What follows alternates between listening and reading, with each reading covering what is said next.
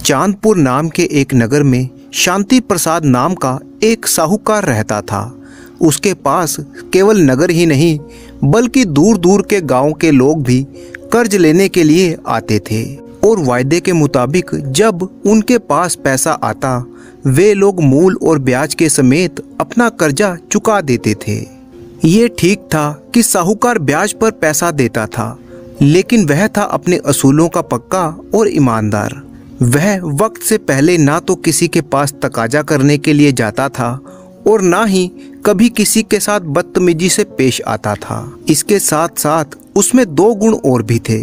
वह दयालु और ईश्वर को मानने वाला था। अपने इन गुणों की वजह से वह दूर दूर तक प्रसिद्ध था। एक बार की बात है, उसी नगर से दो ठग जिनका नाम छुटमल और महेश था, वे गुजर रहे थे और सेठ की प्रसिद्धि की खबर उन दोनों के कानों में भी पड़ी।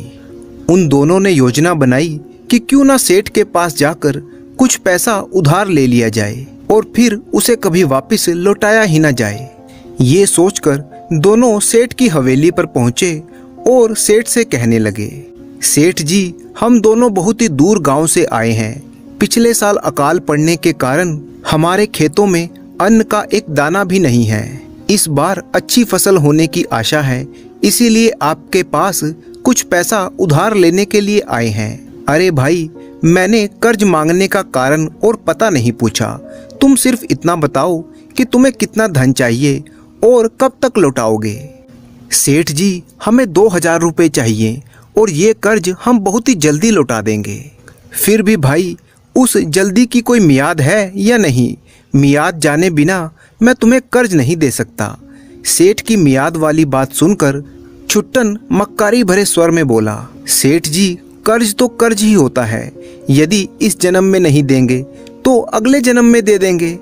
ठीक है, तब अगले जन्म में दे देना। मुझे तुम्हारी बात पर पूरा विश्वास है।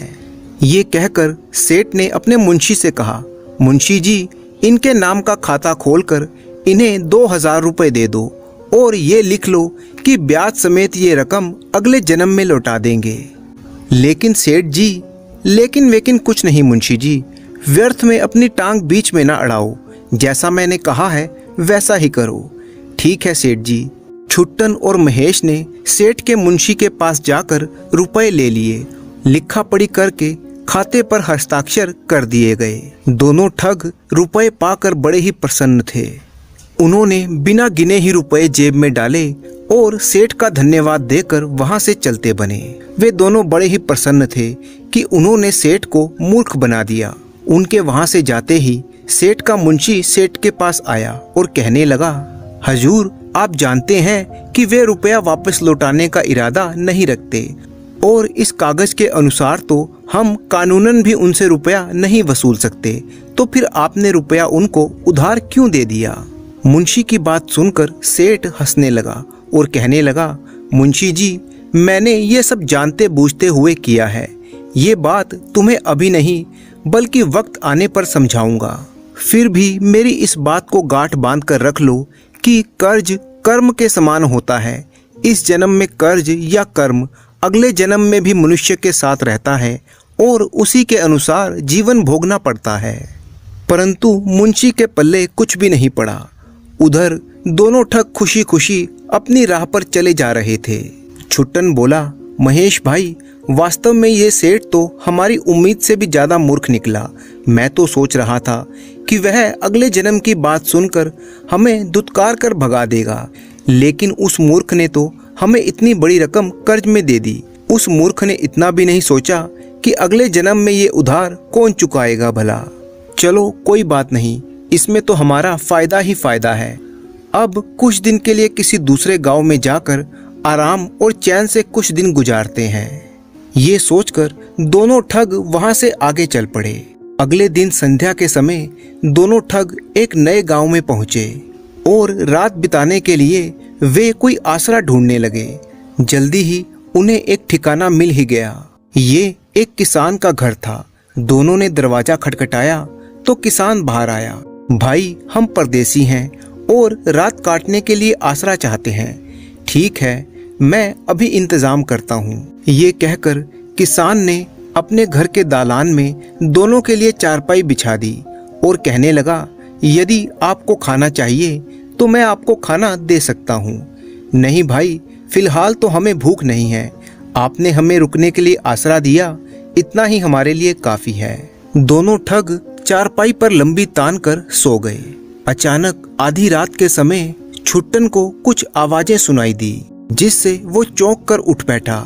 जब छुट्टन को कुछ डर महसूस हुआ तो उसने अपने साथी महेश को उठाया और कहने लगा, गुरु, आसपास कोई ना कोई है। मुझे कुछ आवाजें सुनाई दे रही हैं, परंतु पता नहीं ये कौन बोल रहा है। महेश और छुट्टन दोनों ध्यान से उन आवाजों को सुनने लगे। दोनों बोलने वाले की तलाश में इधर उधर देखने लगे, लेकिन आसपास तो क्या, दूर दूर तक उन्हें कोई दिखाई नहीं दिया। हाँ, कुछ दूरी पर बैल जरूर खड़े थे। जब दोनों ने ध्यान से उन बैलों की तरफ देखा तो बुरी तरह से चौंक पड़े। असल में ये आवाजें उन दोनों बैलों की थी जो मनुष्यों की भांति एक दूसरे से बात कर रहे थे। गुरु, मैं कोई सपना तो नहीं देख रहा? बैल और मनुष्य की बोली में बोल रहे हैं। मैं भी हैरान हूँ भाई, लेकिन ये तो सच है। दोनों बैल आपस में बातें कर रहे हैं। कुछ सोचकर छुट्टन और महेश दोनों की बातें ध्यान से सुनने लगे। एक बैल ने दूसरे से कहा, मित्र, हमारे तुम्हारे साथ की यह अंतिम रात्रि है। दूसरे ने कहा, ये बात तो मैं भी तुमसे कहने जा रहा था। अच्छा, पहले तुम बताओ कि ऐसा क्यों है? वो इसलिए दोस्त कि अपना जो मालिक है उससे पिछले जन्म में मैंने 200 रुपए उधार लिए थे, लेकिन उस जन्म में मैं चुका नहीं पाया। सो इस जन्म में महीनों तक उसके हल और गाड़ी में जुटकर वह कर्ज चुकाया है।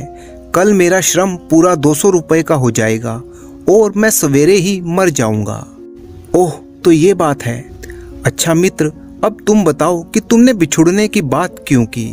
तुम खुशकिस्मत हो मित्र कि तुम्हें कम कर्ज लेने के कारण शीघ्र ही छुटकारा मिल जाएगा, लेकिन मेरे भाग्य में अभी महीनों और दुख झेलना लिखा है। कल एक आदमी आएगा जो इस किसान से मुझे छीन कर ले जाएगा और फिर अगले कई महीनों तक मुझे उस आदमी की यातनाएं सहनी पड़ेंगी। लेकिन वो दूसरा आदमी तुम्हें इस बूढ़े किसान के पास से क्यों ले जाएगा? उसे भला वह किसान अपना बैल क्यों देगा? भाई, यही मेरा भाग्य है। तभी तो ये बूढ़ा किसान उस व्यक्ति से कर्ज लेकर अभी तक चुका नहीं पाया है। कल वह व्यक्ति आकर अपनी रकम मांगेगा और किसान के ना देने पर वह मुझे डंडे मारता हुआ अपने साथ ले जाएगा। ओह, तब तो सचमुच यह काफी दुख झेलने वाली बात है। मुझे तुम्हारे साथ पूरी हमदर्दी है मित्र। यह मेरे पिछले जन्म का कर्म है मित्र, इसीलिए इस जन्म में भोगना ही पड़ेगा, वरना ईश्वर हमें इस जन्म में बैल ही क्यों बनाता। ठीक कहते हो मित्र। खैर छोड़ो इन बातों को। मुझे और तुम्हें तो अपने अपने कर्मों की सजा मिल गई है या मिल जाएगी, लेकिन मुझे तो दुख उन दोनों आदमियों के लिए हो रहा है जो कुछ समय पहले इस किसान के मेहमान बनकर आए हैं। क्या मतलब है? उन लोगों ने ऐसा क्या किया? बैलों की बातें सुनकर दोनों ठगों के कान खड़े हो गए और वे ध्यान से सुनने लगे। तब बैल ने कहा, उन्होंने क्या किया? अरे भाई, ये पूछो कि उन्होंने क्या नहीं किया।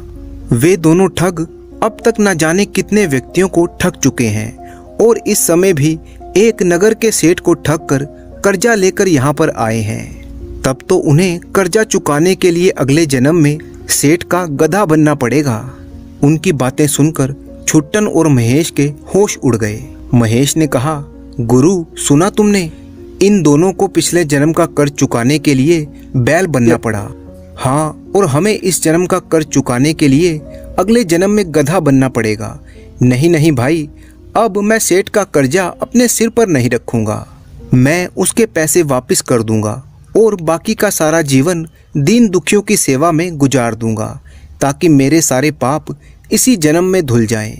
तो ठीक है गुरु, हम सुबह होते ही चांदपुर जाएंगे और सेठ जी को उनका रुपया लौटा देंगे। साथ ही साथ ठगी का ये धंधा भी छोड़ देंगे और मेहनत और ईमानदारी की रोटी कमा कर खाएंगे। इसके बाद वो दोनों ठग सो तो गए, परंतु सोने के बाद भी उन्हें चैन नहीं था। उन्हें सपने में भी वे दोनों बैल ही दिखाई दे रहे थे। जब सुबह वे दोनों जागे तो ये देखकर हैरान थे कि किसान का एक बैल सचमुच ही मर चुका था और किसान रो रो कर दुखी हो रहा था। महेश ने कहा, गुरु, उन दोनों बैलों की बातें बिल्कुल सच निकली। उनमें से एक ने तो दम ही तोड़ दिया। हाँ, वह अपने मालिक के पिछले जन्म के कर्ज से मुक्ति पा चुका है। अभी कुछ देर ही गुजरी थी कि तभी वहां पर एक आदमी आया और वो किसान से कहने लगा, अरे भाई, तुमने मेरा कर्ज अभी तक नहीं उतारा, अब तुम्हें इसका परिणाम भुगतना पड़ेगा। मैं तुम्हारे बैल को ले जा रहा हूँ। ये कहते हुए उसने किसान के दूसरे बैल की रस्सी पकड़ी और खींचकर अपने साथ ले जाने लगा। वो बेचारा किसान बहुत गिड़गिड़ाने लगा और कहने लगा, भाई, मैं जल्दी ही आपका कर्जा उतार दूंगा, मेरे बैल को छोड़ दो। देखो तो सही, मेरा एक बैल पहले ही मर चुका है, मुझ पर दया करो। परंतु उस आदमी ने बिल्कुल भी दया नहीं दिखाई और वो किसान के दूसरे बैल को डंडे मारता हुआ अपने साथ ले गया। ये सारी घटना दोनों ठग अपनी आंखों से देख रहे थे। दोनों ठगों ने उसी समय अपना सारा सामान समेटा और चांदपुर के लिए रवाना हो गए। एक दिन के लंबे सफर के बाद दोनों ठग सेठ शांति प्रसाद की हवेली पर जा पहुंचे और हवेली पर पहुंचते ही वो सेठ जी के पास पहुंचे। सेठ जी, हमें बचा लीजिए, हमें पाप के गड्ढे में गिरने से बचा लीजिए। अरे भाई, कौन हो तुम दोनों? हमें इतनी जल्दी भूल गए सेठ जी, हम दोनों छुट्टन और महेश हैं। कल ही तो आपसे 2000 रुपए लेकर गए थे। तभी सेठ के मुंशी ने कहा, सेठ जी, ये दोनों तो वही हैं जो कल आए थे। मैं अभी खाता निकाल कर इनका हिसाब बताता हूँ। हाँ सेठ जी, मैं अभी इनका खाता देखकर आपको बताता हूँ कि इनके नाम पर कितने रुपए हैं। हजूर, हम अपना कर्जा आपको सूद समेत लौटाना चाहते हैं। ये लीजिए आपके 2000 और 11 रुपए और हमारा नाम काट दीजिए। नहीं भाई, मैं कर्ज की अदाई इस तरह से नहीं लेता। मैं अपने असूलों का पक्का आदमी हूँ। रकम लौटाने का जब तुमने वायदा किया था, मैं उसी समय पर कर्ज वापस लूँगा। तुमने अगले जन्म में कर्जा लौटाने की बात कही थी, अब मैं अगले जन्म में ही लूँगा। सेठ जी, ये आप क्या कह रहे हैं? भला कोई अगले जन्म में भी कर्ज चुकाता है? हाँ सेठ जी, जब हम इसी समय आपका कर्जा लौटा रहे हैं तो फिर आप क्यों अगले जन्म की बात करते हैं?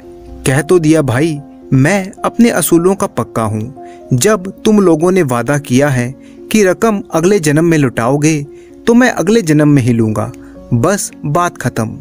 छुट्टन और महेश ने सेठ के सामने खूब रोया धोया और गिड़गिड़ाया, लेकिन सेठ ने उनकी एक ना सुनी और बिना रकम लिए उन्हें घर से बाहर निकाल दिया।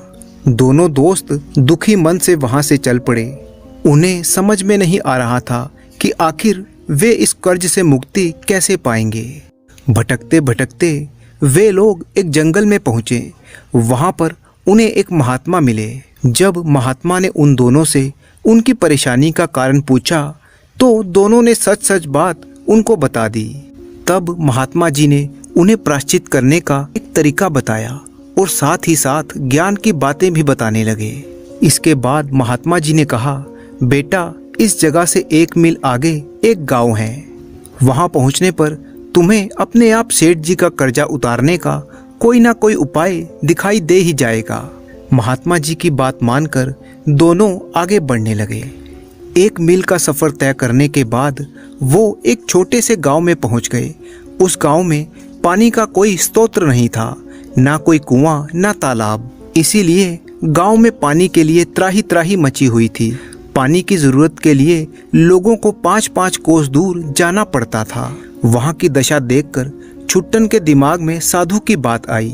वह सोचने लगा, यदि यहाँ पर पानी का कोई स्रोत पैदा किया जाए तो हमारा कर्ज उतर सकता है। अगले ही पल वह प्रसन्नता से चीख उठा और अपने मित्र से कहने लगा, अरे महेश, सेठ का कर्ज उतारने के लिए मेरे दिमाग में एक उपाय आ गया। क्या सच? तो जल्दी बताओ गुरु। छुट्टन महेश के कान में धीरे धीरे से कुछ समझाने लगा, जिसे सुनकर महेश का चेहरा भी खिल उठा। दोनों उसी समय कहीं से कुदाल लेकर आए और एक स्थान पर खुदाई करने में जुट गए। वे दिन रात जमीन खोदते रहे और ठीक 1 माह के बाद एक गहरा कुआं खोदने में सफल हो गए। उसमें से पानी भी निकल आया। उसके बाद उन्होंने मिस्त्री को बुलाकर उसे पक्का बनवा दिया और कुएं पर 2000 रुपये खर्च भी हो चुके थे। इसके अलावा भी जो 100-200 रुपये उनकी जेब में थे वे भी खर्च हो चुके थे। कुआं तैयार हो जाने पर छुट्टन ने महेश से कहा, चलो महेश, अब डंडे संभाल कर खड़े हो जाओ। गांव वालों को जैसे ही कुएं के बारे में पता चलेगा वे पानी के लिए दौड़े दौड़े आएंगे। चिंता मत करो गुरु, पानी लेने के लिए यदि स्वयं भगवान भी आ जाएं तो मैं कुएं से पानी नहीं लेने दूंगा। और फिर वो दोनों मोटे मोटे डंडे संभालकर कुएं की चौकीदारी करने लगे। जब गांव वालों को उस कुएं के बारे में पता चला तो वे बर्तन लेकर दौड़े दौड़े वहां पर पहुंचे। गांव वालों को देखकर छुट्टन ने कहा, ठहरो, तुम सब इस कुएं से दूर रहो, हम किसी को इस कुएं से पानी भरने नहीं देंगे। अरे भाई, ऐसा अन्याय क्यों करते हो? तुम लोग जानते ही हो कि गांव में पानी की कितनी किल्लत है। तुमने वास्तव में इस कुएं को बनाकर गांव वालों पर बड़ा ही उपकार किया है। वो सब तो ठीक है, लेकिन ये कुआं हमारा नहीं है, बल्कि चांदपुर के सेठ शांति प्रसाद जी का है। हम बगैर उनकी इजाजत के किसी को कुएं से पानी भरने नहीं देंगे। हाँ, यदि कुएं से पानी चाहिए तो पहले सेठ जी की इजाजत लेनी पड़ेगी। पूरे गांव वाले सेठ शांति प्रसाद के पास पहुंच गए और सेठ जी से विनती करने लगे, दुहाई हो सेठ जी, हम पर रहम कीजिए। क्या हुआ भाइयों, आप लोग मुझसे ऐसी दुहाई क्यों मांग रहे हैं? क्या बिगाड़ा है मैंने आप लोगों का? तब गांव वालों ने सारी बात उन्हें कह सुनाई। सेठ जी, अब आप ही हमें अपने कुएं से पानी लेने की आज्ञा दे दीजिए ताकि हमारे सारे दुख दूर हो सकें। सेठ ने कहा, आप लोगों को कोई गलतफहमी हो गई है भाइयों, मैंने आप लोगों के गांव में कोई कुआं नहीं बनवाया। जरूर वह दोनों व्यक्ति आप लोगों को झूठ बोल रहे हैं। नहीं नहीं, ऐसा ना कहिए सेठ जी, हम लोग बड़ी आशा लेकर आपके पास आए हैं। लेकिन भाई, जब मैंने वहां पर कुआं बनवाया ही नहीं तो मैं कैसे आप लोगों को पानी भरने की इजाजत दे दूं? क्या वह मेरे कहने से तुम लोगों को पानी भरने देंगे? जरूर भरने देंगे सेठ जी, हमें विश्वास है। बस आप हमारे साथ चलकर उन दोनों व्यक्तियों से कह दीजिए। ठीक है, चलो भाइयों, मैं तुम्हारे साथ चलता हूँ, फिर सारी सच्चाई आप लोगों के सामने आ जाएगी। सेठ अपने मुंशी के साथ जब गांव वालों के साथ गांव में पहुंचे तो दूर से ही उन्होंने छुट्टन और महेश को कुएं के पास डंडे हाथ में लिए हुए खड़े देखा। मुंशी ने कहा, सेठ जी, ये दोनों तो वही ठग मालूम पड़ते हैं जिन्होंने आपसे 2000 रुपये कर्ज में लिए थे और अगले जन्म में कर्ज वापस करने की बात कही थी। हाँ, पहचान रहा हूँ, लेकिन इन कमबख्तों ने यहाँ पर क्या चक्कर फैलाया हुआ है? उन दोनों के पास पहुंचकर सेठ जी ने कहा, क्यों भाई, तुमने यहाँ पर क्या चक्कर फैलाया है? इस कुएं को तुम गांव वालों को मेरा कुआं क्यों बता रहे हो? हमने कोई चक्कर नहीं चलाया सेठ जी, ये कुआं आपका ही है, इसलिए हमने गांव वालों को बिना आपकी आज्ञा के पानी भरने से मना कर दिया था। यदि आप आज्ञा देंगे तो हम इन्हें पानी भरने देंगे, हमें कोई आपत्ति नहीं होगी। भला ये क्या बकवास है? जब मैंने कुआं बनवाया ही नहीं तो इसमें मेरी आज्ञा की क्या जरूरत है? ये ठीक है सेठ जी कि आपने कुआं नहीं बनवाया, लेकिन इसमें रुपए तो आपके ही लगे हैं ना। मेरे रुपए? वो कैसे भाई? सुनिए, मैं बताता हूँ। हमने जो 30-32 दिन पहले आपसे 2000 रुपये का कर्ज लिया था, उसी से ये कुआं बनवाया है। यदि आप ये कह दें कि कुआं मेरा है तो हमारा कर्ज चुकता हो जाएगा और इनकी पानी की किल्लत भी दूर हो जाएगी। नहीं, मैं इस कुएं को किसी भी हालत में अपना नहीं कह सकता। मैंने तुम्हें जो कर्ज दिया था वह वायदे के मुताबिक मैं तुमसे अगले जन्म में ही लूंगा। तब हम किसी को भी इस कुएं से पानी नहीं लेने देंगे, चाहे ये हमारे सामने ही तड़प तड़प कर क्यों ना मर जाएं। हाँ सेठ जी, अच्छी तरह से सोच लीजिए, यदि ये बिना पानी के मर गए तो इसका पाप आपके ही सर पर होगा, और यदि आप इसे अपना कुआं कहकर इन्हें पानी लेने देंगे तो इसका पुण्य और दुआएं भी आपको ही मिलेंगी। उन दोनों की बात सुनकर गांव वाले भी सेठ जी के आगे गिड़गिड़ाने लगे, कहने लगे, हाँ सेठ जी, हाँ कह दीजिए। सेठ शांति प्रसाद उलझन में पड़ गया। कुछ देर तक सोचने के बाद वह बोला, ठीक है भाई, तुम दोनों चालाक इंसान जीते और मैं हारा। आज से इस कुएं को मैं अपना मानता हूँ और तुम्हें अपने कर्ज से मुक्त करता हूँ। गांव वाले बड़ी ही खुशी से सेठ की जय जयकार करते हुए अपने घरों से बर्तन लाने के लिए दौड़ पड़े। तब सेठ ने कहा, भाई यह सब तो हुआ, जिस चालाकी से तुमने मेरे असूलों को तोड़कर मेरा कर्ज लौटाया उसके लिए मैं तुम दोनों के दिमाग की दाद देता हूँ। लेकिन मुझे आश्चर्य है कि तुम दोनों में अचानक मेरा कर्ज लौटाने के लिए इतने उतावले क्यों हो गए, जबकि तुम लोग पहले कर्ज के बहाने मुझे ठगने आए थे। यह ठीक बात है सेठ जी कि हम आपको मूर्ख सेठ समझकर आपको लूटना चाहते थे, लेकिन बाद में हमारी आंखें खुल गई। तब छुट्टन ने सारी आप बीती सेठ को बता दी। कुछ ही देर में सारे गांव वाले वहां कुएं पर आए और पानी भरने लगे। अब पूरे गांव के साथ साथ सेठ शांति प्रसाद भी खुश थे। इस घटना के बाद छुट्टन और महेश ने ठगी का धंधा छोड़ दिया और मेहनत मजदूरी का काम करके अपना जीवन यापन करने लगे।